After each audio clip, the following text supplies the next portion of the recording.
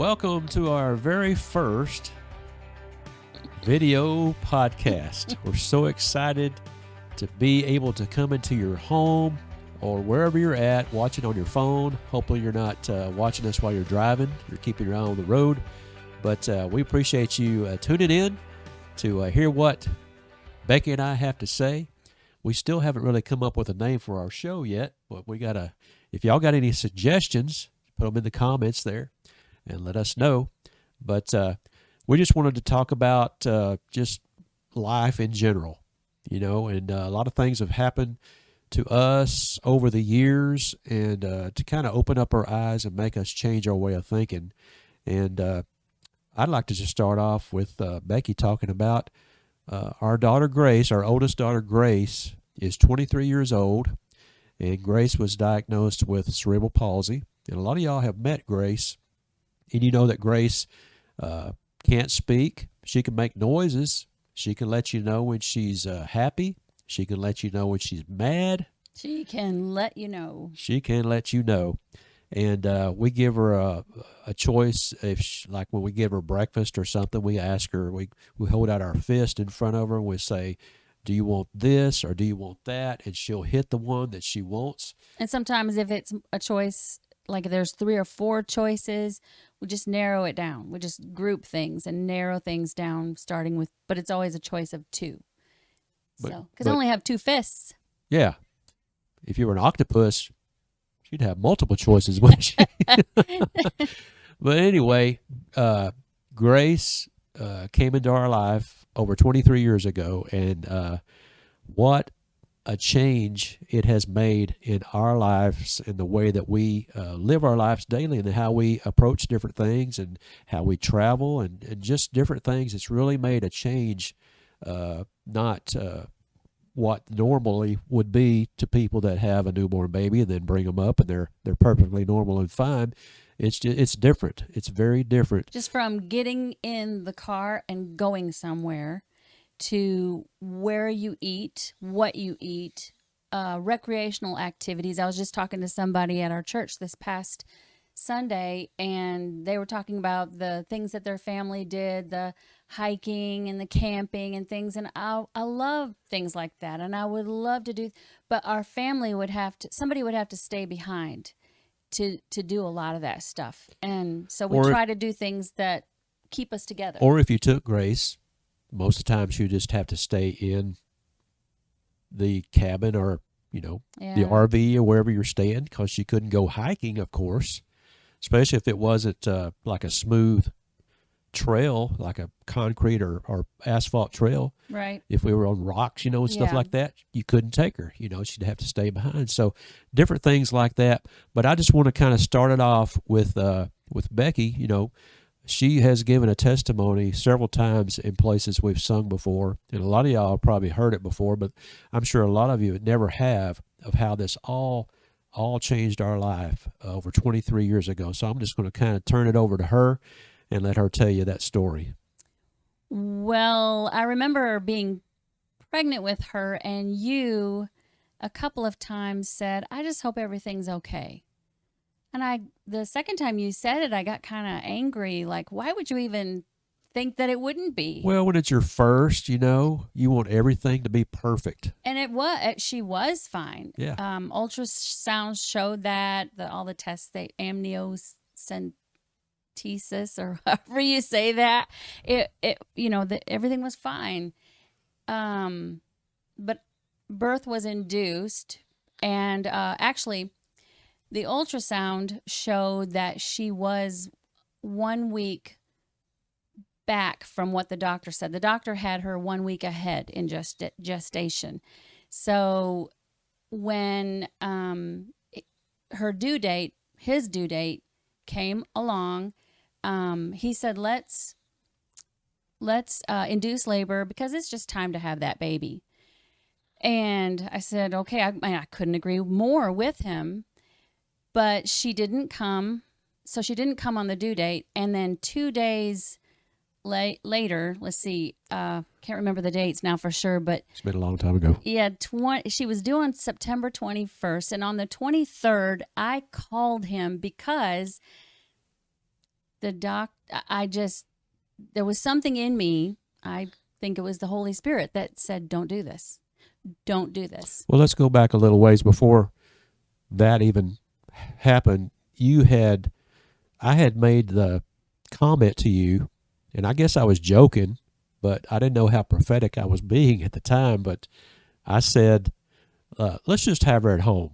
Let's just, let's just get a midwife and let's just have I was like, have our you first baby at home. are a nut. Yeah, I am yeah. not going to have a baby. I was really home. joking, but I said it, but man, No, we wish we'd have gone that direction. My I goodness. thought you're crazy. Don't even joke around like that. I'm not going to have a baby at And home. this particular doctor had delivered several babies from ladies at our church that we were going to at the time, and so he had a good reputation. And so Becky was kind of looking into midwifery. Is that how you say Midwifery. it? Midwifery. That's how you say it in Arkansas, where I grew up. But and there was different ways to have babies, and she had thought about having a water birth, like in a tub, that kind of thing. All that. And she had mentioned it to him, and he's like, "Oh, He kind of made fun of some of the things I said. Made fun of those things because it wasn't traditional, how you do it in the hospital." And he made the statement, "I've delivered 6,000 babies, and don't worry about how she gets here. Let's just worry about that baby once you get her in your arms." And he didn't know how prophetic he was being either when he said that statement. Because I didn't get to hold her. He had no idea, yeah. I remember another thing that, no, I can't remember. I'm drawing a blank. But anyway, I thought about it when you were talking, and so I'm just going to move on. But so 2 days after his due date, I just felt like, oh, I know what it was now. He was cleaning offices. He was just trying to make ends meet. He was working during the day, and he was cleaning offices at night. I'd already gotten off the road. Yeah, he was off the road, and I was going with him one night. It was like 11 o'clock at night, and we're on our way to clean this office, and I'm exhausted. She's this and big. I'm huge. And I just lean over and I look out at the stars. I'm going down the road, just not really thinking about anything in particular. And all of a sudden, just in my spirit, I heard, "You need to pray like you've never prayed before." I thought, well, I pray. Yeah. But this was like just a really strong, you need to pray like you've never prayed before. And a girlfriend of mine, backing up again, before this, a girlfriend of mine, she was having her first baby, and she had her in the hospital. And she called me one day to tell me about their experience. And she said, and her daughter was fine. Everything came out all right, but it was a kind of a close call. Things didn't go so well at the actual delivery. And she said, "Becky, I'm not calling you and telling you this to scare you, but I'm calling you to tell you to just warn you to pray and to just ask the Lord to be with you in this and to cover, to protect you." And I thought, you know what I thought? I thought, that's not going to happen to me. That's what I thought. Okay, that happened to her, but that's not going to happen to me.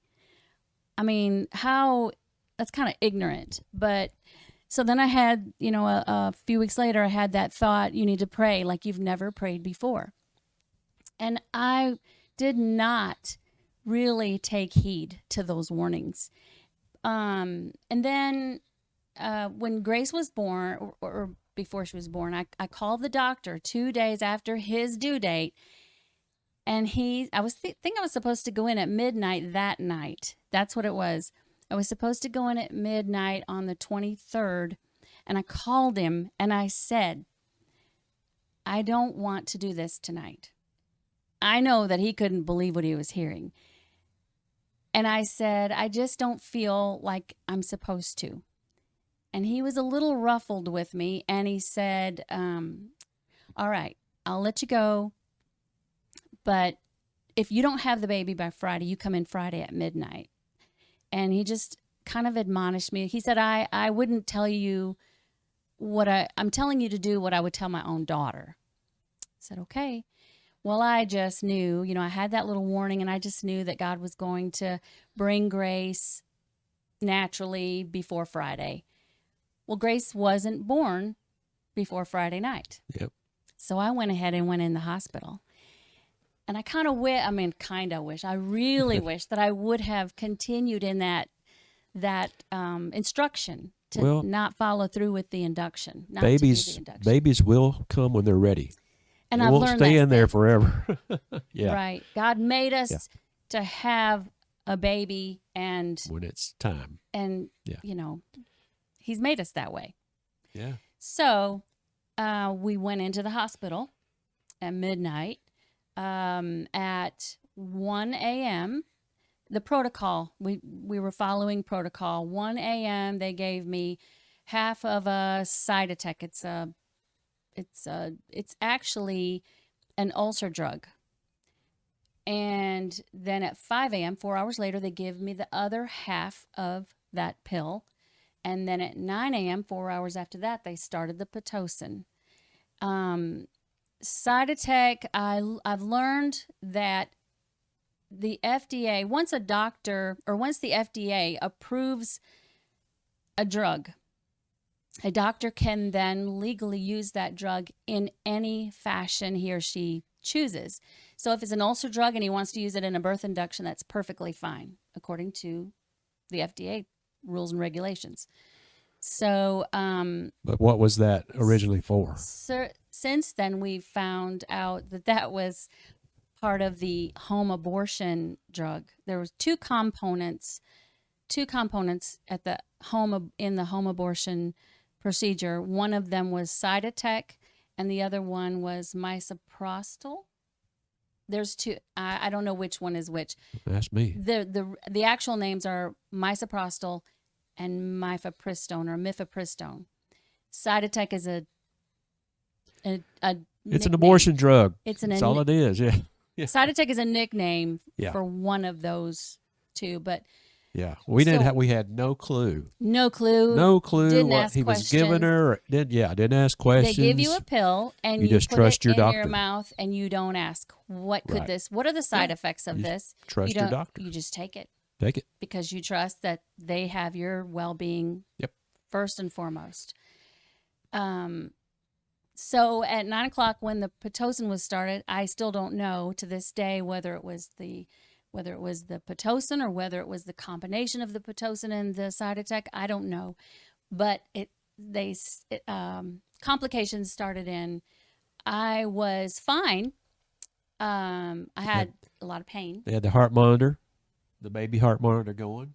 Yeah, they connected the fetal monitor strips, normal. And every 30 minutes they would come in and check the fetal monitor. Everything was fine. Everything looked good. And then labor, that was, like I said, Saturday morning. And so by Saturday evening, we were ready to have a baby. Well, before that is when you started. Oh, yeah, I got an epidural. You started having trouble, having pains and blood pressure. Yeah. And her fetal monitor started getting slower and slower and slower. Her heart rate got slower and slower for hours, like 4 or 5 hours.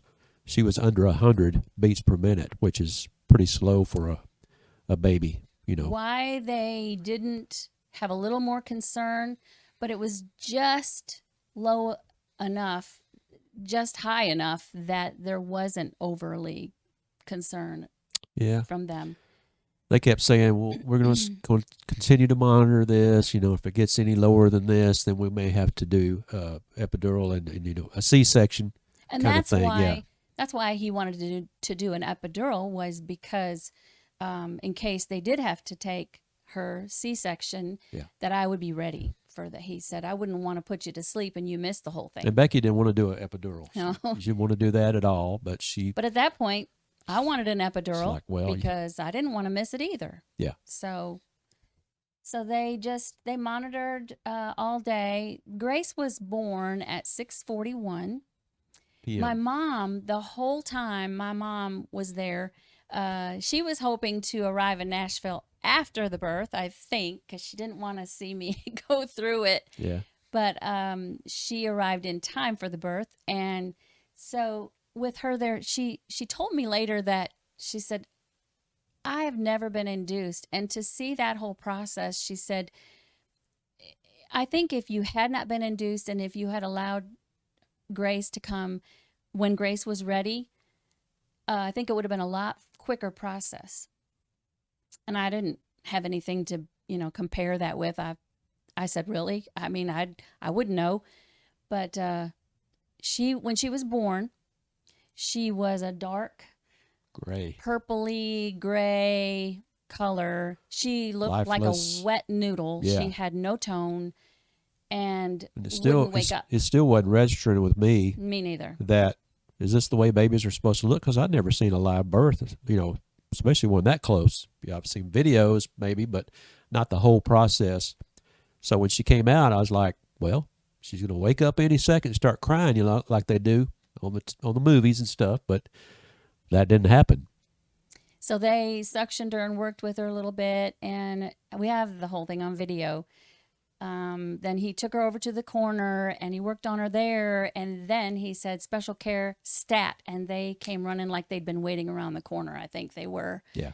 And they took her away, and we were left in this empty room like an explosion, and we're left with the mess. I mean, it was just... We're looking at each other like... What just happened? What in the world's going on? Yeah. So he went to see her, and you can tell about that.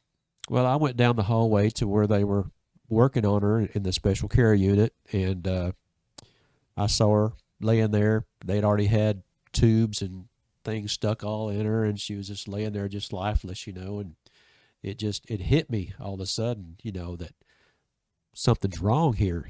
This is not the way it's supposed to be. It's not the way I've always seen, the happy baby being born, and the parents, they give it to the mother, and she's laying on her chest, and the baby's crying, and everybody's just taking pictures and videos, and everybody's just happy and happy. It wasn't that at all. I saw my baby there, my firstborn baby, just laying there, and I'm wondering, is she going to survive? Is she going to make it? And I just broke down. I went and called my mom and dad. They weren't able to come up here for the birth, and I'm trying to talk to them and crying, and they're crying, and they're saying we're going to have everybody pray and all this, and so I go back to the room and tell Becky that I saw her and the way she looked and everything, and so they moved Becky to a different room. And so when I went to see her in the special care unit, I was kind of making statements about how everything went down and asking questions, and one of the doctors that was in there, I think he went and told Becky's doctor what I had said, and Becky's doctor came in the room that they moved Becky to. We were in there. Asked my parents to leave. Asked her parents to leave, and he came in there and pretty much defended himself that this is the way I've delivered 6,000 babies, and I didn't do anything wrong, and I can't believe that you're accusing me of this and that and all this kind of stuff. And it was a bad time for him to come in there and start jumping on us when our baby's, laying there. We don't know if she's going to survive or not, and all this stuff that had just happened. So, but we had found out later from another lady at our church that she had twins, and he was the one that delivered the twins, and one of them died during the birth, and the other one has cerebral palsy also. Yeah, and I don't know if it's because of I just had a baby and I was not my normal self or what, but at that point I didn't want to accuse him. When he said the words, sometimes these things just happen, I'll never forget that. And I thought, yeah, they do. They just happen.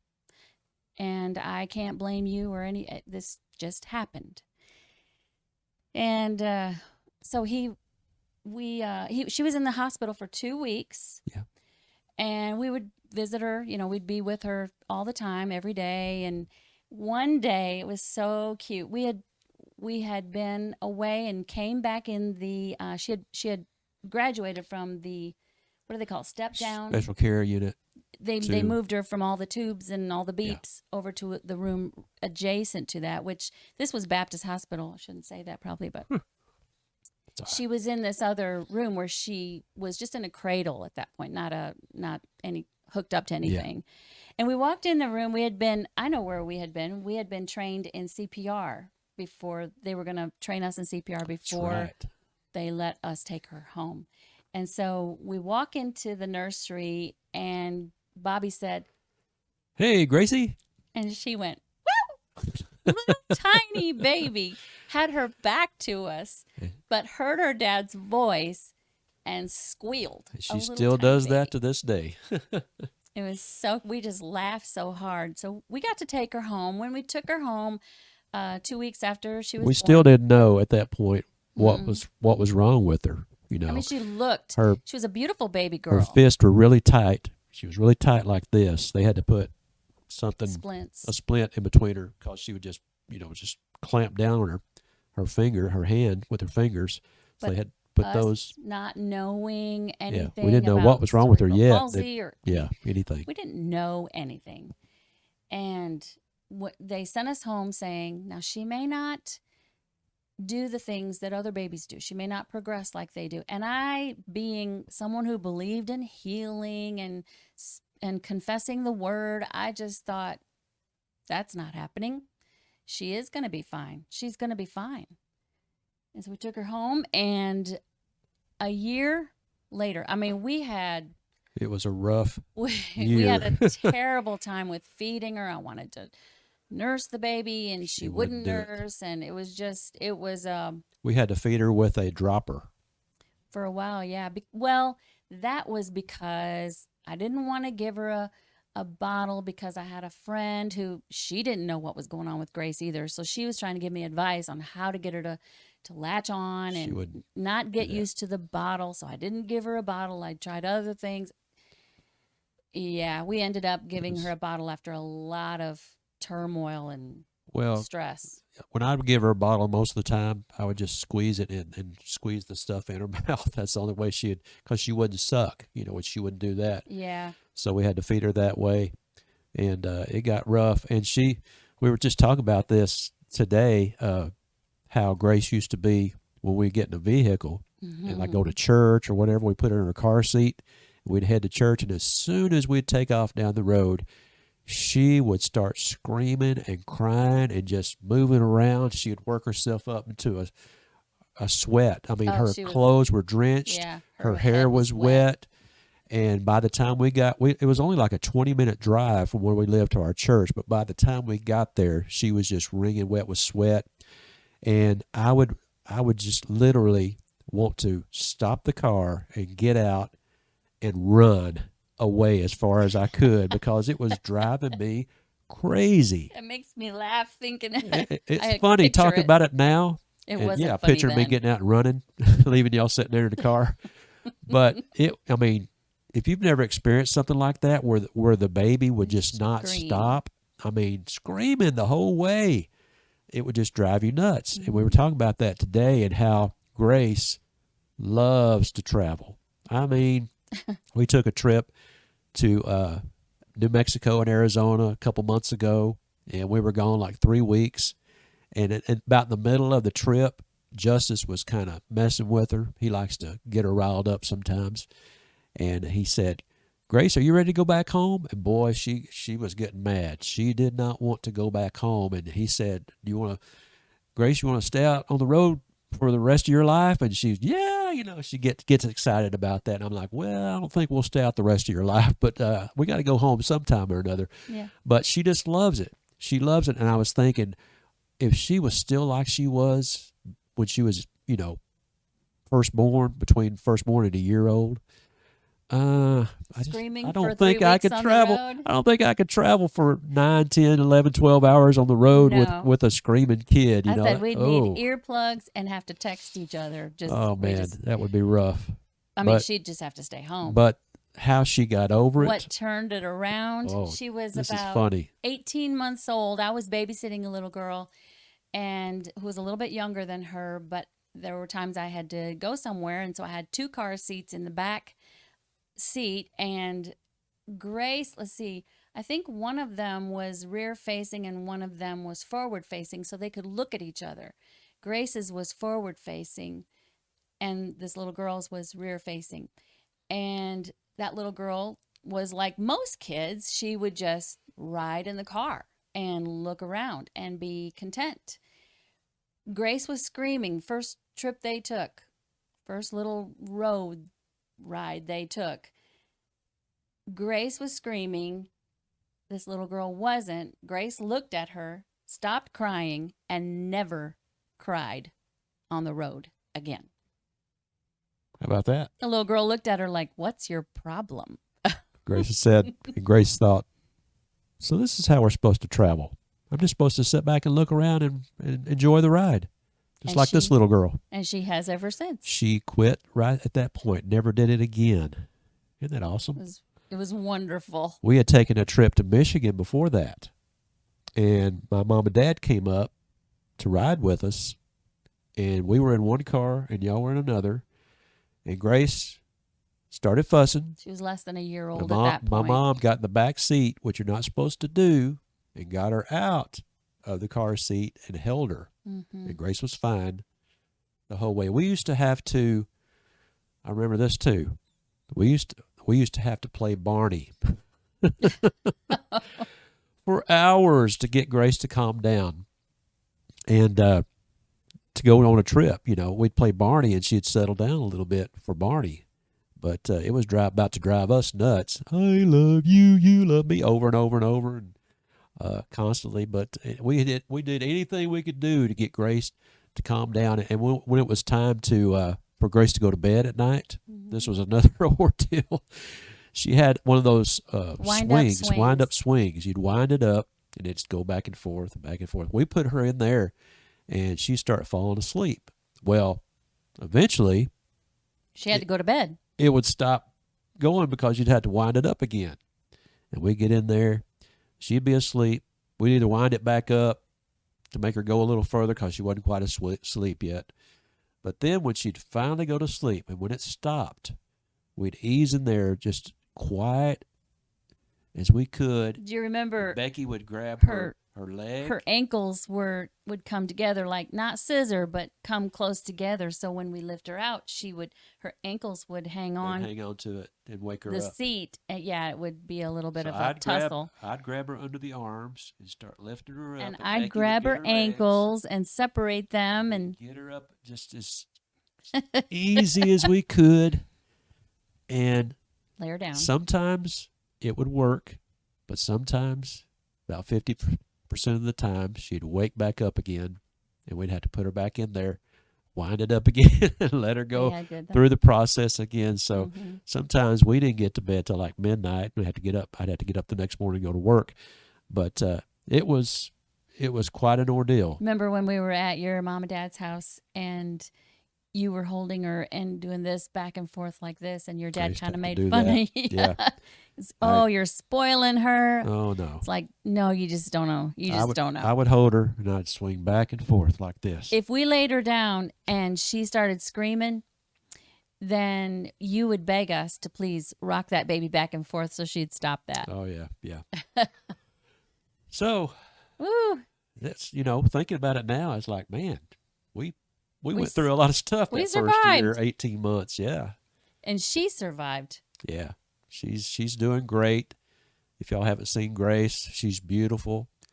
She, like I said, she loves to travel. She loves music. She lays down in the afternoon after she has her lunch. She is right now. And all she wants to watch is gospel music videos, especially the Kingdom Air. She loves Arthur Rice and what's that bass singer's name? Jeff or whatever his name is. Yeah. Looks like Mr. Pat. But yeah, I can't remember. She loves music, and so she's doing great. But that's just kind of how we wanted to kind of start off. We're not just going to talk about us, this whole time. We're not just going to talk about having babies. Yeah. But we wanted to share that story, or Bobby had thought of sharing that to kind of set the precedent for why, not obviously, but that is why we decided with our next child that we wanted to explore home birth. And somebody asked me, and maybe I'll just save that for another time. I'm not even going to go into the second birth right now, but that's why we chose that option. And that's why, well, Grace, I took her to the pediatrician. I don't know how we're doing on time, but this is really quick. I took her to the pediatrician many times, actually, but this one particular time, the doctor looked in her ears and said, just as I suspected, she has the start of an ear infection. Well, by this time, I was starting to, wise up a little bit. And I decided, I'd heard just enough and talked to just enough people, that I took the prescription for the antibiotic and I drove straight to the health food store. And I asked the young girl that was working, I told her what the doctor had just said, and she said, oh, well, then let me get you might want to try this. And she pulled a little dropper bottle off the display, and it was called, I believe, willow garlic oil. And I used that in Grace's ears when we got home and never filled the prescription. And the next time I took her to her pediatrician, the pediatrician said not a word about ear infection, nothing wrong with her ears. And that right there convinced me that there are alternatives. Definitely. There's options that are much healthier. She never got an ear infection. She's never had an ear infection. Never. And none of my kids have, actually. None. Nope. Yeah, we were talking about this too, and this can go into another show as well. But I'm pushing 60. You are. Believe that? I'll be 59 this year in October. And Becky is 54. 54. 54. I was supposed to say that out loud. 54. Don't you look beautiful? 54. I look like a housewife. I'm so 'cause I blessed. am. I'm so blessed. But, a lot of people our age are on several medications. Yeah. And we are not on any medication, And I'm not bragging, but I give the praise to the Lord Yes, absolutely. because of that. But it seems like to me that, now this is my opinion, and I'm not getting on to anybody out there that's on any kind of medication, because No. some people, they, There's obviously they legitimate- have to have it. But it seems like to me that once you get started on something, Yeah. the side effects that you have from that, Yeah. you go to the doctor and say, well, this is going on with me now, and he'll give you another prescription Yeah. to take care of the side effect. That's common. Then you have a side effect from that, and then once before you know it, you're taking several different medications for each different side effect from the one you previously had, if I'm that making can any happen. sense. But we just, the only time I was ever on any kind of medication was after I was born. I was jaundiced when I was born, and they thought they may have to give me a blood transfusion and stuff like that. So, but it didn't happen. The Lord healed me. But I was on some medication. I don't know how long I had to take it, but that's the only time I've ever had any kind of medication, prescription drug medication. It's good. Yeah. So, man, I've lived a pretty good life all these years. And I have to give that praise to Jesus for sure, but I think a lot of it had to do because I wasn't on medication. Yeah. Same with you. Same here. I've been on some antibiotics though in my life. I've had some antibiotics too, yeah. Not ongoing No. stuff though. But not my adult life.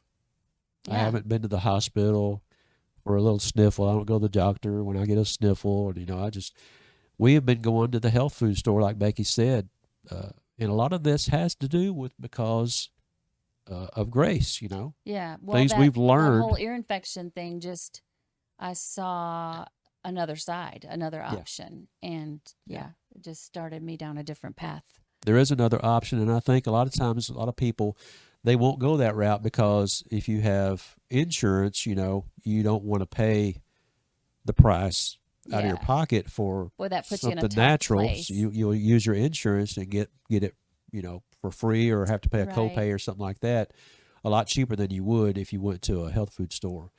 But it's one of those pay me now or pay me later kind of things. Yeah, y'all have seen that that's true. commercial. But I'm not downing anybody for what you do. What you do with your life is your business. It's not mine, but I'm just saying from my experience, that's the way that I prefer to go. Yeah. Now, if I cut off my arm or hand or something like that, obviously I'm not going to run to the health food store. But we're talking about it because we want to encourage people to look for alternatives. Yeah, definitely. So some prescription drugs are so outrageously expensive. People can't even afford. I know. You were talking about free, but there's some things that people just can't even afford, things that they need or Yeah. that, would help them. And so we'll save some other things for another show. But anyway, thank you for tuning in, and I hope we didn't bore you with our stories. But I hope that something that we say, that we share with you, will help you. That's why we want to do this, is to kind of help people. Maybe brighten your thinking and about the way you do things in your life, which is, like I said, it's none of our business, but we want to help any way we can. And if this helps anybody, we've done our job. Right. So yeah, it's just sharing our experiences. So we appreciate y'all watching tonight, and hope that you'll share this video with your friends if you think they might be interested in hearing what we have to say. And so we'll be back on next Thursday night at 7 p.m. Central Time. And so be looking for it. We're going to start a Rumble channel. If you don't know what Rumble is, it's like YouTube. During 2020 and on, a lot of people got banned from YouTube because they would speak out some things that people on YouTube didn't agree with, so they would take down their channel. So Rumble was an alternative to YouTube. So you can get on Rumble and you can pretty much say what you want to say, as long as you don't get too bad. But still, it would take a lot for them to take you down on Rumble. I haven't heard of anybody being taken down on Rumble yet. But Rumble is a video platform like YouTube, is what I'm trying to say. So it's rumble.com. If you want to go on there, you can see a lot of good stuff on there for sure. Yes. So, I go there every day. Yeah, we're there every day watching stuff. So thank you for joining us, and be looking for another video next Thursday at 7 p.m. Central Time. That would be 8 p.m. Eastern Time for those people that live up where Becky's from in Michigan and other places up in the East. Okay? God bless y'all. We'll see you next time. Bye-bye.